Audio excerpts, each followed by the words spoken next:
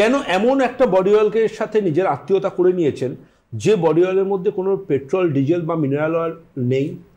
পরম্পরা আয়ুর্বেদের body oil হয়তো পৃথিবীতে একমাত্র বডি অয়েল যেটা লেবেলে না, যেটা বাস্তবই পেট্রোল, ডিজেল বা মোবিল নেই। সেটার নাম সুবর্ণকান্তি বডি অয়েল পরম্পরা আয়ুর্বেদের। সুবর্ণকান্তি বডি অয়েল একটা রেভলিউশন পরম্পরা আয়ুর্বেদের।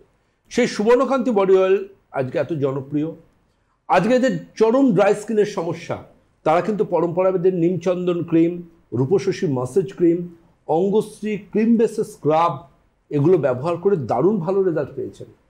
মুখের স্কিনের যাদের ফেস ওয়াশ দিয়ে মুখটা ধোয়ার সাথে সাথে টান টান হয়ে যায়, তারা কিন্তু শীতকালে পরম্পরা আয়ুর্বেদের Labanya moisturiser base face wash use করছেন।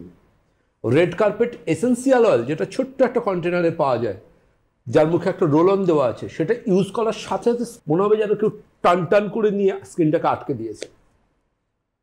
অনেকে স্কিন পলিশিং করেন, আমার ক্লিনিকে বলেন যে দাদা ভাই স্কিন পলিশিংটা করার পর থেকে আমার স্কিনটা 12টা বেজে গেছে। না, পলিশ তো জুতোতে হবে, স্কিনে হবে কেন? আপনার স্কিনকে আপনি পরম্পরা আয়ুর্বেদের মেডিসিনাল রেঞ্জের হাত ধরে অতটাই হেলদি করুন যাতে একটা সামান্য আলো পড়লেও আপনার স্কিন ঝলমল করবে।